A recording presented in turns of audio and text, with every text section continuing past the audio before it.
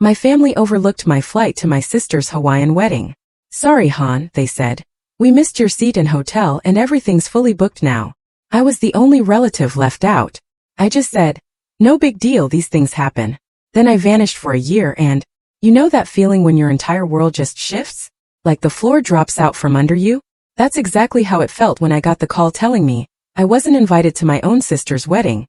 A betrayal so deep, it shattered everything I thought I knew about my family. It was a Tuesday afternoon, I was in my Denver apartment, a cup of coffee growing cold in my hands. My mom called. I was sifting through quarterly reports, the usual grind for a supply chain analyst like me, when her voice hit my ear. Samantha, honey, she said, that specific tone sending a shiver down my spine.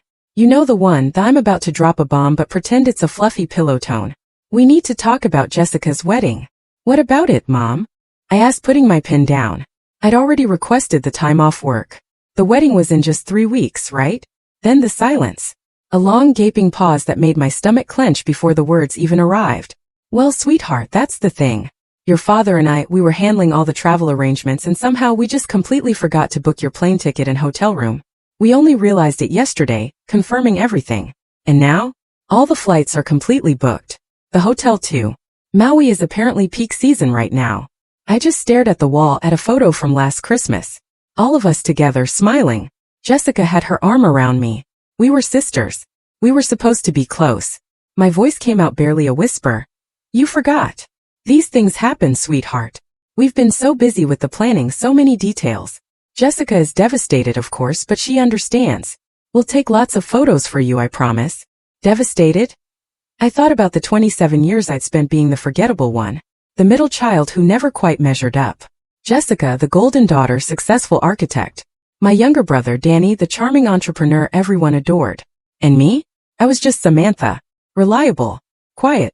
Easy to overlook. That happens, I said, the words falling flat. Lifeless. Oh, I'm so glad you understand. Your sister was worried you'd be upset. You know how sensitive she gets before big events. I'll send you photos. I promise. She hung up. I sat there for an hour, the world muted around me. Then something inside me clicked. I opened my laptop. Not to look for flights to Hawaii. No. I started researching something else entirely. The very next day, I requested a meeting with my supervisor, Patricia. She looked utterly surprised when I told her I wanted a leave of absence. A year? She asked, her eyebrows nearly hitting her hairline. That's quite unusual. Is everything all right? Everything is fine. I told her, a newfound steel in my voice. I have some personal projects I want to pursue. I've been here 6 years. I think I need a break to figure out my next steps. Patricia studied me. I was her most reliable analyst, the one who stayed late, never complained, fixed problems quietly, no drama. You have plenty of vacation time saved up, she said finally. And honestly, Samantha, you deserve it. You've been carrying this department for years. If you need a sabbatical, take it. Your position will be here when you get back. I thanked her, walking out feeling lighter than I had in months. That evening, I messaged the family group chat.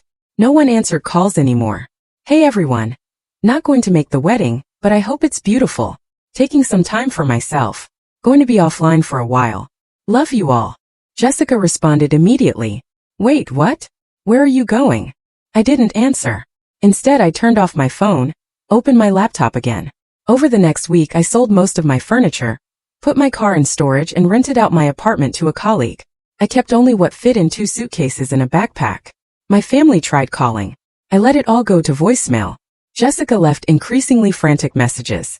Sam, this is weird. Where are you going? Are you okay? Please call me back. Danny texted. Dude, what is going on? Mom is freaking out. I didn't respond to any of them. The day before Jessica's wedding, I boarded a plane. Not to Hawaii. To Tokyo. I'd always wanted to see Japan, and I'd been saving money for years. What I hadn't told anyone was exactly how much I had saved. Living frugally, investing carefully, it had given me enough to fund an extended journey, especially if I was smart about it. As the plane took off, I felt something I hadn't felt in years. Freedom. Pure, exhilarating freedom. I spent 3 weeks in Japan, bouncing between hostels and budget hotels, devouring street food, visiting ancient temples, and practicing my terrible Japanese with patient locals. In Kyoto, I took a calligraphy class. In Osaka, I learned to make soba noodles from an elderly woman who reminded me of my grandmother. The one who always remembered my birthday, the one who left me a small inheritance. Nobody in my family knew about that money. Grandma had set up a trust privately, with instructions to release it on my 25th birthday. She'd even included a letter. Samantha, you have always been the one who thinks before acting, who plans quietly while others make noise. Use this wisely. Make yourself proud. I had invested most of it, watched it grow.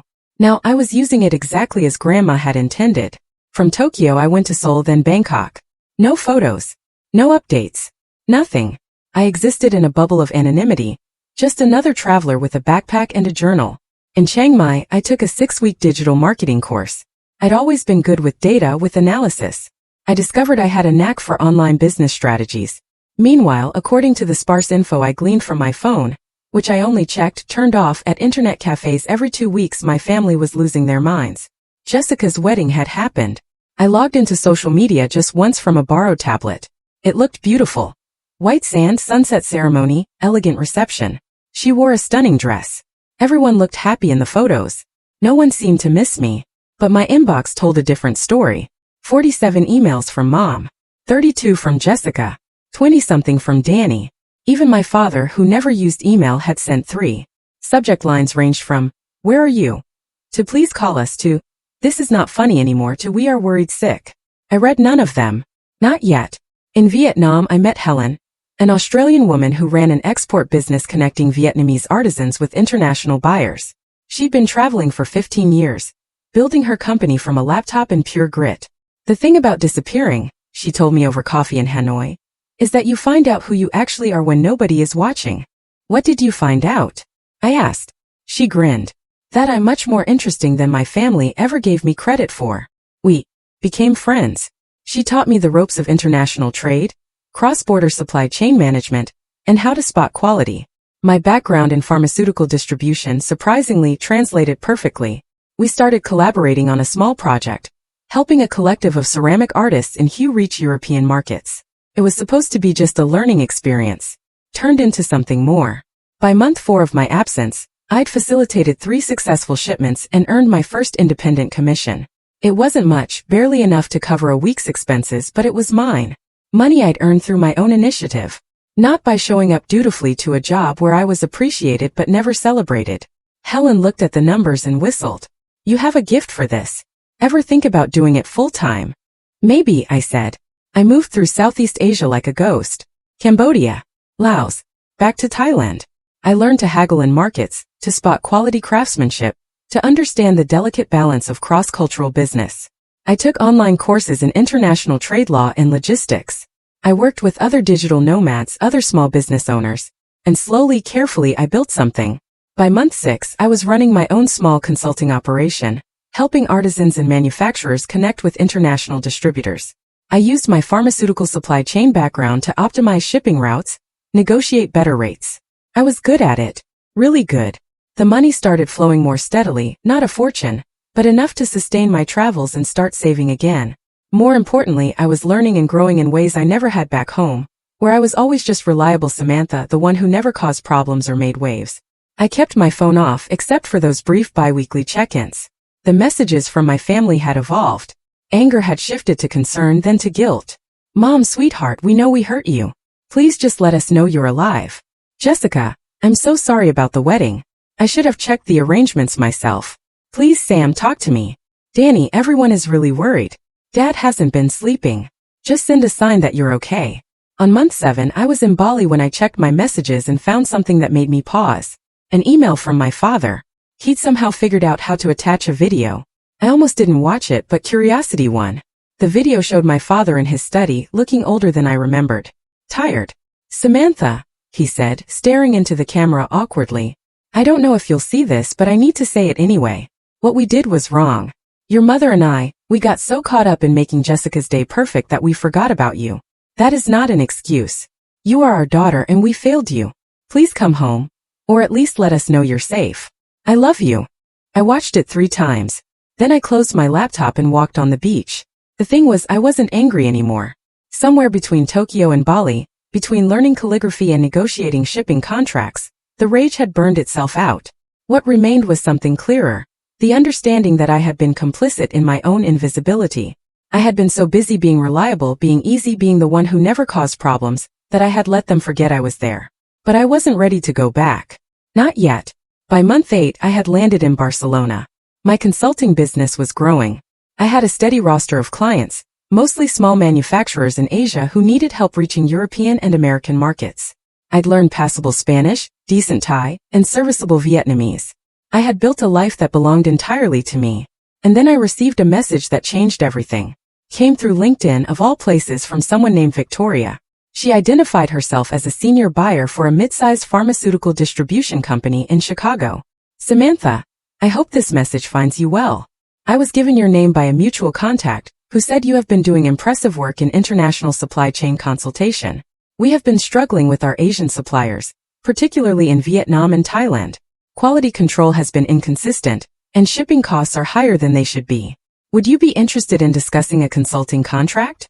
Your background at your previous company suggests you would be perfect for this project. I stared at the message for a long time. Then I looked at Victoria's profile. The company was Apex Pharmaceutical Distribution. It was a competitor to my old employer but smaller, more nimble. According to their website, they were expanding aggressively. I wrote back, I would be interested in learning more. I am currently based in Europe, but available for video consultations. What timeline are you working with? Her response came within an hour. How does tomorrow work? 2 p.m. Central Time. The video call happened in a co-working space in Barcelona. Victoria appeared on my screen. A sharp-eyed woman in her 50s with steel gray hair and a no-nonsense demeanor. Let me be direct, she said after brief introductions. We are bleeding money on our Asian supply chain. Delayed shipments, quality issues, and we're paying too much for freight. I've heard you managed to cut shipping costs by 30% for 3 different clients in the last 6 months while improving delivery times. How? I walked her through my methodology. Relationship building with reliable local suppliers, understanding regional logistics networks, negotiating as a partner rather than just a buyer, quality control systems that respected local manufacturing practices while meeting international standards. She listened intently, occasionally asking sharp questions that proved she knew the industry well. I'll be honest with you, Samantha, she said when I finished. I've been in this business for 28 years. Most consultants talk a good game but can't deliver. You sound like you actually know what you're doing. I want to offer you a 6-month contract. Remote work, but you'd need to travel to our supplier sites periodically. The pay is substantial. She named a figure that made my heart skip. It was more than I had made in a year at my old job. I need to think about it, I said, keeping my voice steady. Of course, but I need an answer by Friday. We're losing ground to competitors, and I need someone who can move fast. After the call, I sat in that co-working space for 2 hours just thinking. This was a real opportunity. Not just a collection of small consulting gigs, but a legitimate contract with a growing company. It would mean structure, stability, and validation of everything I'd built over the past 8 months. It would also mean emerging from my self-imposed exile. I thought about my family, about the messages I'd been ignoring, about the fact that I'd been gone for 8 months and they still had no idea where I was or what I was doing. Part of me wanted to stay hidden forever, to keep building this new life where no one knew me as the forgettable middle child. But another part, the part that had grown stronger with each country visited and each deal closed, knew that real growth meant eventually facing what I had left behind. Not because I owed them anything, because I owed myself the satisfaction of showing them exactly who I had become. I sent Victoria an email. I accept your offer. When do we start? Her response was immediate. Monday. Welcome to Apex. Over the weekend, I began the process of returning to the visible world. I turned my phone on fully for the first time in months. The cascade of notifications was overwhelming. Missed calls, voicemails, texts, emails. I ignored all of them for now. Instead, I updated my LinkedIn profile with my new title, International Supply Chain Consultant, Apex Pharmaceutical Distribution. I added details about my consulting work over the past months, carefully professional but clearly successful. Then I posted a single update. Excited to announce I am joining Apex Pharmaceutical Distribution as a consultant helping optimize international supply chains. Looking forward to this next chapter. I knew it would detonate like a bomb in my family's world. They had no idea where I had been or what I had been doing. Now they would see that not only was I fine, I was thriving. My phone started ringing within 10 minutes. Jessica. I let it ring. Then Mom. Then Danny. I ignored them all. Instead, I spent the evening preparing for my new role. Victoria had sent over files detailing Apex's current supply chain challenges. As I reviewed them, I realized something that made me smile. One of their biggest competitors, the company eating their lunch in the Asian markets, was my old employer. The pharmaceutical distribution company where I had worked for 6 years, where I had been reliable, quiet, easily overlooked Samantha. And now I was being hired specifically to help Apex beat them. The irony was delicious. On Sunday evening, I finally opened the messages from my family. Months of worry, guilt, anger, confusion, and eventual desperate pleading. I read every single one, feeling nothing but a distant sort of pity. Then I composed a single message to the family group chat. Hi everyone, I am fine. I have been traveling and working. Sorry for the silence. I will be in touch soon. Simple, unapologetic, offering no explanations. Jessica tried calling immediately. I declined the call and sent a text. Not ready to talk yet, but I am okay. The next morning I started my new job. Victoria set up meetings with Apex's executive team. I presented my initial assessment of their supply chain problems and my proposed solutions. They listened with the kind of attention I had never received at my old job. The CEO, a sharp businessman named Gregory, nodded throughout my presentation. This is exactly what we needed. Welcome aboard, Samantha. I think you're going to help us change the game. I smiled. That's the plan. My first major project for Apex took me back to Vietnam, where I had connections with manufacturers that my old company had repeatedly failed to cultivate properly. I flew from Barcelona to Ho Chi Minh City with a clear mandate. Establish reliable partnerships with 3 key suppliers and negotiate contracts that would give Apex a significant advantage. The trip was a success beyond even Victoria's expectations. Using the relationships I had built during my travels, I secured exclusive agreements with 2 suppliers who had previously worked with my former employer, but had grown frustrated with their rigid, impersonal approach. The third supplier was a new contact, a family-run operation producing high-quality pharmaceutical packaging that exceeded U.S. standards while costing 40% less than current alternatives. When I returned to Barcelona and presented the contracts in a video conference, Gregory actually stood up and applauded. Samantha, in 3 weeks, you have accomplished what our previous consultant could not do in 6 months. These contracts alone will save us close to $2 million annually while improving quality. Outstanding work. Victoria smiled, something I'd learned she didn't do often. I knew you were the right choice. The executive team wants to discuss expanding your role. Are you available for a call tomorrow? That night I finally called my family, not because I felt obligated but because I was ready. My mother answered on the first ring. Samantha? Oh my God, Samantha, is that really you? Hi Mom. Where are you? What have you been doing? We've been so worried you can't imagine. I'm in Barcelona, I said calmly. I've been traveling and working. I'm a consultant now. International Supply Chain Management. There was a stunned silence. You've been in Europe for how long? About 9 months total. Asia before that. 9 months. Her voice climbed an octave. You've been gone for 9 months. And you didn't think to tell us where you were. You didn't think to tell me I wasn't invited to Jessica's wedding until 3 weeks before, I said pleasantly. I figured we were even. Another silence. This one longer, more uncomfortable. Samantha, that's not fair. We apologized for that. It was a terrible mistake. It wasn't a mistake, Mom. Mistakes are accidental. You had a list of people to book flights and hotels for, and my name wasn't on it. That was a choice. Your sister has been devastated. Has she? I asked. Because when I looked at the wedding photos, everyone seemed pretty happy. No one looked like they were missing anything. We need to talk about this as a family, Mom said, her voice taking on that familiar tone of maternal authority. When are you coming home? I'm not sure yet. My work is here right now. What work? You had a perfectly good job in Denver. I quit that job. I have a new one now. A better one. I could practically hear her struggling to process this. Her reliable, predictable daughter had vanished for 9 months and returned as someone unrecognizable. I want to talk to you about this properly, she said finally, face to face. Can you at least video call so we can see you? Maybe later this week. I have to go, Mom. Work calls. Samantha, wait. I hung up. Felt surprisingly good. The next call was worse. Jessica tried the guilt approach immediately. Sam, I can't believe you just disappeared like that. Do you have any idea what that did to me? On my wedding day, knowing my sister was out there somewhere angry at me. Did it ruin your day? I asked. What? No, but then I guess everything worked out fine. That's cruel, Sam. That's not like you. Maybe you don't know what I'm like, I said. Maybe nobody does. We grew up together. I'm your sister. Sisters remember to invite each other to their weddings. Jessica was crying now.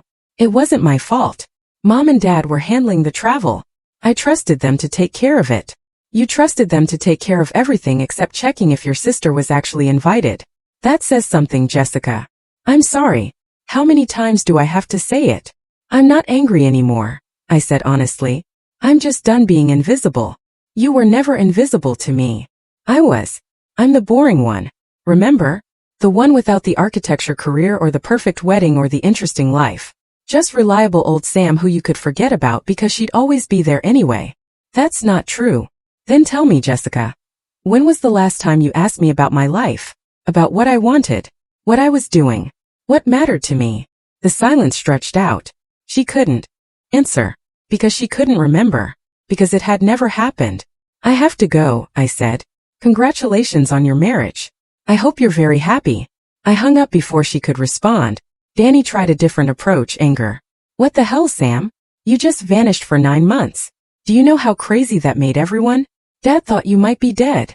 I sent a message saying I was fine. 1 message in 9 months. That's insane. Is it? Or is it about as much attention as I usually get from this family? Oh, come on. You're not going to play the victim card here. You're the one who ghosted everyone. After being ghosted first, I pointed out. Seems fair. You're being childish. Maybe. Or maybe I'm finally standing up for myself. Did you ever think of that? Standing up for yourself by running away to Europe, Barcelona specifically. And I didn't run away. I left. There's a difference. Whatever. When are you coming back? I don't know. Why does everyone keep asking me that? Because you live here. You have a family here. I have a job in Barcelona and clients in Asia. This is where my life is now. Danny made an exasperated sound. You can't just decide to live in Spain, Sam. That's not how life works. Actually, it is exactly how life works. When you're an adult with money and skills, you go where you want. You do what you want. You stop waiting for permission from people who barely notice you exist. That's not fair. Fair? You want to talk about fair? Let me ask you something, Danny. When was my birthday? Silence. You don't know, do you? Of course I know. What day, Danny? More silence. It was 3 months ago. Not one of you remembered. Not Mom, not Dad, not Jessica, and definitely not you. I turned 28 years old in Bangkok, completely alone. And my family didn't even notice. So forgive me if I'm not rushing back to Denver for a reunion. After those calls, I muted the family group chat and focused on my work. Victoria had been serious about expanding my role. Within 2 weeks, I was officially promoted to senior consultant, with a significant raise in equity options in Apex. My territory now included not just Southeast Asia, but also Eastern Europe, where Apex wanted to establish new supplier relationships. I moved from Barcelona to Prague, a city I had never visited but immediately fell in love with. The architecture, the history, the culture. It felt like a place where I could finally put down temporary roots, while maintaining the flexibility my work required. My consulting work was thriving. I had developed a reputation in the industry as someone who could navigate complex international partnerships and solve supply chain problems that others found impossible. Offers started coming in from other companies, but I stayed loyal to Apex. They had taken a chance on me when I was still building my credibility, and Victoria had become something of a mentor. Meanwhile, my family's messages had evolved from guilt-tripping to attempted manipulation. Mom sent long emails about how Dad's health was suffering from the stress of my absence. Jessica forwarded articles about the importance of family forgiveness. Danny tried the buddy approach, sending memes and jokes as if nothing had happened, slowly trying to normalize communication. I responded occasionally, brief messages confirming I was alive and well. Nothing more. Then 6 weeks into my Prague residency, I got a call from Victoria that changed everything. Samantha, we need to talk about something sensitive, she said. I'm sending you an encrypted file. Look at it and call me back. The file contained internal documents from my former employer in Denver. Somehow, Apex had obtained details of their new expansion strategy, and it was aggressive. They were planning to undercut Apex's pricing in every major market, using what appeared to be insider knowledge of Apex's cost structures. How did they get this information? I asked when I called Victoria back. We think they have someone on the inside. Someone who knows our contracts and pricing. She paused. Samantha, I need to ask you directly. You worked there for 6 years. Did you sign a non-compete? No, I was just an analyst. They didn't consider me important enough for a non-compete. And you've had no contact with anyone there since you left? None. I quit without notice and disappeared. Remember? Victoria was quiet for a moment. The timeline matches up. They started getting aggressive right around when you would have been in Southeast Asia establishing our new supplier relationships. My mind raced. You think they're copying my strategy? How would they even know what I was doing? That's what we need to find out. Can you think of anyone there who might have tracked your movements? Anyone who knew about your new position? I thought back to my old office, to the people I had worked with for 6 years. Most of them had barely noticed when I left. But there was one person who might have paid attention. There was someone, I said slowly. Trevor. He was in my department, always competitive, always looking for an edge. We worked on several projects together. He knew my methods. Is he still there? As far as I know. Let me check. I logged into LinkedIn for the first time in weeks. Trevor's profile showed he was still at my former employer. But he'd been promoted. He was now the director of international supply chain strategy. My job. The promotion I had been quietly working toward for 6 years. Victoria, I said, a slow realization dawning. He has my old job. Or rather, the job I should have gotten. Send me his information. We need to figure out if he is tracking your work. Over the next week, Victoria's team investigated. What they found was both flattering and infuriating. Trevor had indeed been monitoring my LinkedIn profile, my consulting activities, and even my travel patterns. He had been using my success as a roadmap, following 3 months behind, approaching the same suppliers I had worked with, and trying to undercut the relationships I had built. But he wasn't as good at it as I was. He lacked the cultural sensitivity, the patience, the genuine relationship-building skills. Most of the suppliers he approached had rejected his offers or given him minimal access, remaining loyal to the partnerships I had established. Still, his attempts were causing problems. Suppliers were confused about why 2 different American companies were approaching them with similar strategies. Some were starting to distrust both companies, worried about being caught in corporate games. We need to shut this down, Victoria said during our strategy call. Samantha, I know this is asking a lot, but would you be willing to go back to Denver? Apex wants to open a United States regional office, and we think your presence there would send a strong message. Plus, you could directly counter whatever Trevor is doing. I thought about it. Denver. Home. The place I had fled from a year ago. When? I asked. 3 months. That gives you time to finish your Eastern Europe projects and transition them to someone else. We want you focused on the United States market and directly competing with your old company. They'll realize I'm specifically targeting them. Good. Let them realize it.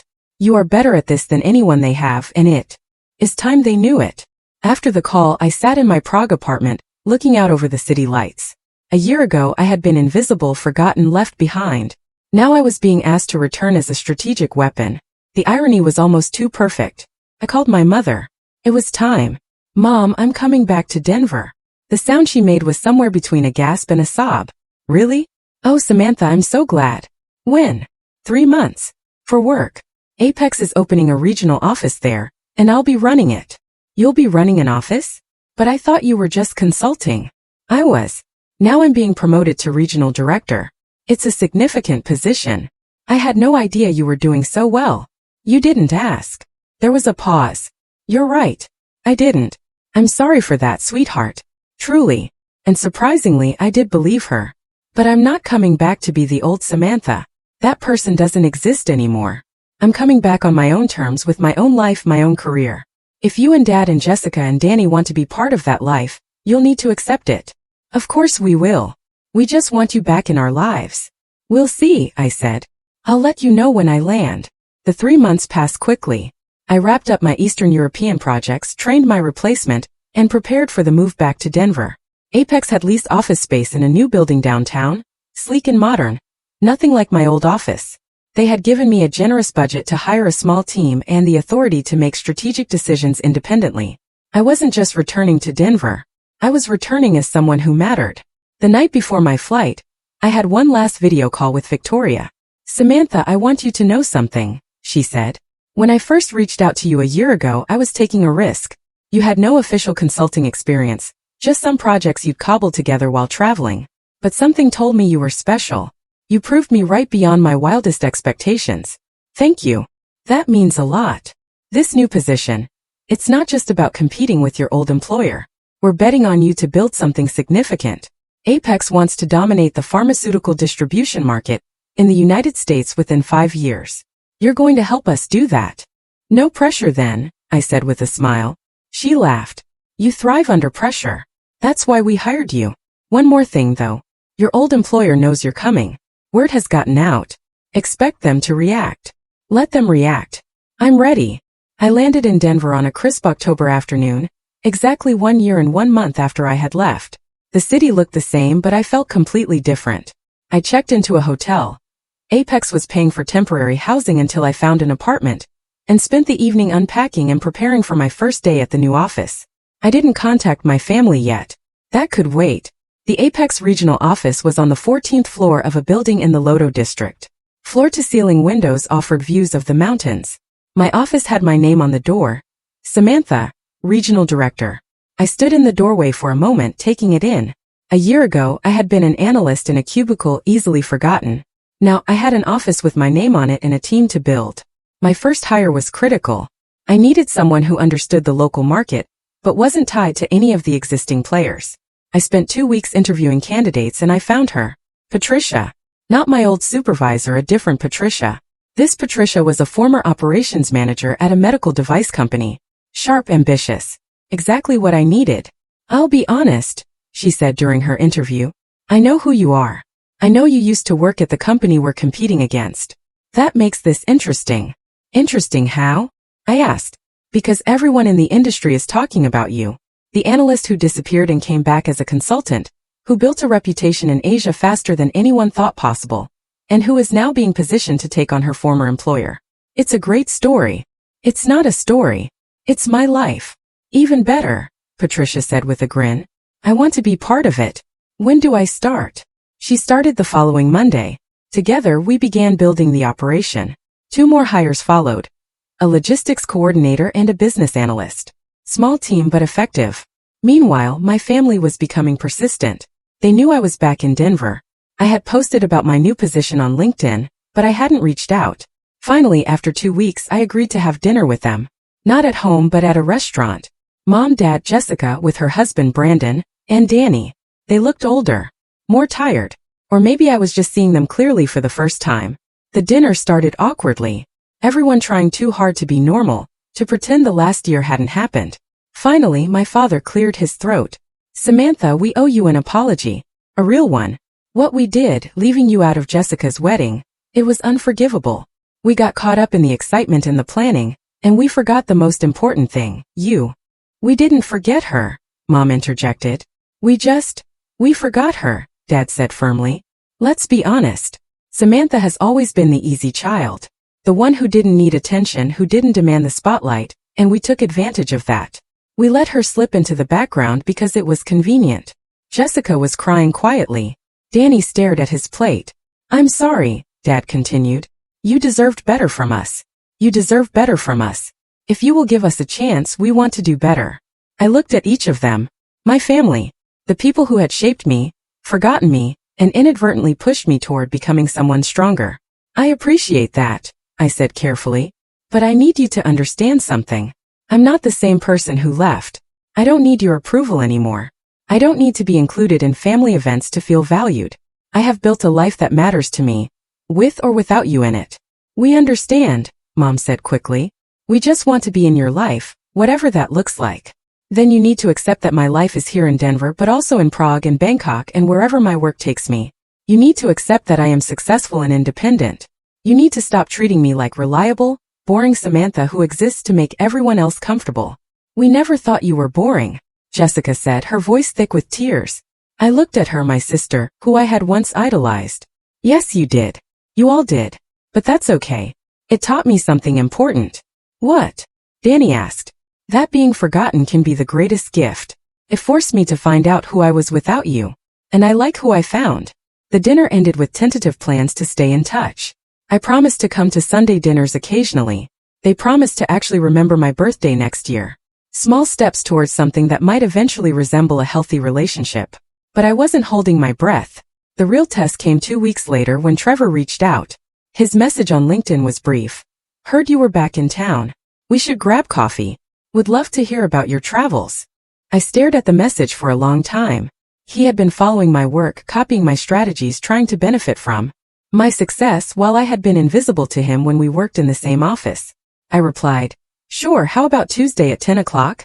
He suggested a coffee shop near my old office. I countered with one near my new office. He agreed. It was time to remind everyone exactly who had taught them their best moves. Trevor looked exactly as I remembered him. Confident, polished, the kind of person who had always been noticed while I had faded into the background. He stood when I entered the coffee shop, flashing the charming smile that had probably helped him secure that promotion. "Samantha, you look great. Europe clearly agreed with you." "It did," I said, shaking his hand briefly before sitting down.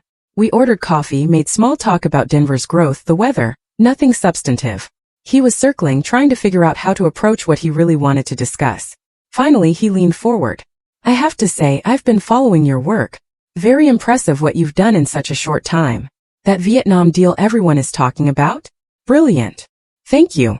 You were always good at the detail work.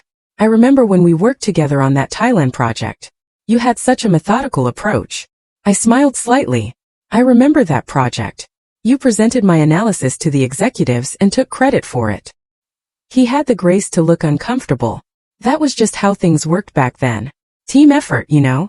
"Of course." I sipped my coffee. "So why did you want to meet?" Trevor relaxed, thinking he had successfully glossed over the past. "I wanted to pick your brain about the Asian markets. We're expanding there. And honestly, we could use some insights from someone who's been on the ground." "You want me to help my competitor?" "We don't have to be competitors. There's room for multiple players in this market. Maybe we could even collaborate on some projects." I set down my coffee cup carefully. "Trevor, you've been following my LinkedIn profile for a year. You've been approaching the same suppliers I cultivated, using the same strategies I developed, trying to replicate my success, and now you want to collaborate." His face went through several expressions before settling on defensive. "I don't know what you're talking about." "Yes, you do. The question is, why? You got the promotion I should have had. You're in the position I worked toward for 6 years. Why are you so interested in what I'm doing?" He was quiet for a moment, and I saw something flicker across his face. "Not guilt. Envy. Because you're good at this," he said finally. "Better than me, maybe. You always were. You see things other people miss. You build relationships that last. And now you're with Apex. And they're beating us in every market you touch. And whose fault is that? I didn't force you to leave. No, you just made sure I stayed invisible long enough that leaving was the only option." Trevor leaned back. "What do you want me to say, Samantha? That I'm sorry? That I wish things had been different?" "I don't want you to say anything. I wanted you to know that I know exactly what you have been doing, and it has not worked. The suppliers you approached, they told me about your offers. They laughed about how poorly you understood their business cultures, how you tried to strong-arm deals instead of building partnerships." His jaw tightened. "We're doing fine. You're hemorrhaging market share to Apex. In 6 months, we've captured 15% of the pharmaceutical distribution market in Southeast Asia. Your company has dropped by 12% in the same period. Those numbers are public, Trevor. Anyone can see them. So you came back here to gloat?" "No. I came back here to finish what I started." I stood up. Trevor looked up at me. And for the first time in all the years I had known him, I saw uncertainty in his eyes. "Enjoy your coffee," I said. And Trevor stopped following my LinkedIn profile. "It's a little pathetic." I walked out without looking back.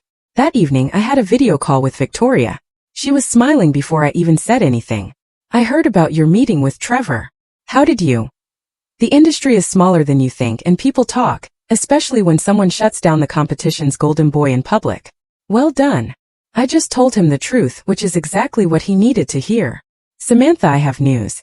The executive team has been reviewing the quarterly projections, and your impact on our growth cannot be overstated. We want to expand your role again." "Already? You have exceeded every target we set. Gregory wants to make you Vice President of International Operations. You would oversee all of our global supply chain initiatives, not just the United States region." I sat down slowly. Vice President. A title that would have taken me decades to achieve at my old company, if ever. I had been back in Denver for less than 2 months.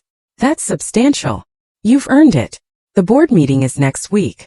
They want you to present your strategy for the next 2 years. Show them what you showed us in Vietnam and Prague. Convince them that you can scale that success globally. After the call, I sat in my apartment looking out at the Denver skyline. A year ago, I had left the city feeling worthless, forgotten, invisible. Now, I was being offered a vice presidency at a company that actually valued my work. But I wasn't done yet. The board presentation was scheduled for the following Thursday. I spent a week preparing, pulling together data, projections, case studies. Patricia helped me refine the presentation, pushing back on weak points, strengthening the narrative. You need to show them you're not just good at tactics, she said. You need to prove you think strategically, that you understand the big picture. She was right. I restructured the presentation to tell a story. Where Apex was now, where the market was heading, and how my approach could position them to dominate in 5 years. The night before the presentation, my mother called. Sweetheart, I wanted to tell you how proud I am. Jessica mentioned she saw something on LinkedIn about a promotion. Potentially. I have a board presentation tomorrow. That's wonderful. What will you be presenting? I found myself actually explaining it to her, walking through my strategy, my vision. She listened, asking occasional questions that showed she was genuinely trying to understand. Samantha, I had no idea you were doing work at this level. This is remarkable. It's what I've been building toward. I know I've said this before, but I really am sorry we didn't see it. We didn't see you. You were always there, always reliable, and we took that for granted. You did. Can I come to Denver next month? Just me, not the whole family. I'd like to take you to dinner and actually talk. Really talk. About your life, your work, everything we missed. I considered it. Maybe. Let me get through this presentation first. Of course. Good luck tomorrow, honey. Not that you need it. I have a feeling you're going to impress everyone. The presentation was at 9 a.m. in Apex's Chicago headquarters. I flew in the night before, rehearsed one final time in my hotel room, and arrived at the office at 8:30. Gregory greeted me personally. Nervous. Focused, I said. Good answer. The board is tough but fair. Show them what you have shown us and you will be fine. The boardroom was intimidating. Long table, leather chairs, 7 board members, plus Gregory and Victoria. They looked at me with expressions ranging from curious to skeptical. I was young for a vice president position. I had been with the company less than a year. I understood their doubts. I began with the Vietnam case study, walking them through how I had identified the opportunity, built the relationships, and secured contracts that were now saving Apex millions annually. Then I moved to Prague, to the Eastern European partnerships that were opening new markets. This is impressive work, one board member said. But it is one thing to succeed in specific projects. Can you scale this approach across all international operations? I advanced to my next slide. A global map showing target markets, potential partners, and projected growth rates for each region. Yes, I said simply. Here's how. I spent the next 30 minutes detailing my strategy, identifying underserved markets, building local partnerships rather than imposing corporate mandates, respecting cultural differences while maintaining quality standards, creating a network of consultants and regional managers who understood both local contexts and global logistics. The key, I said, is recognizing that international supply chain management is not about controlling everything centrally.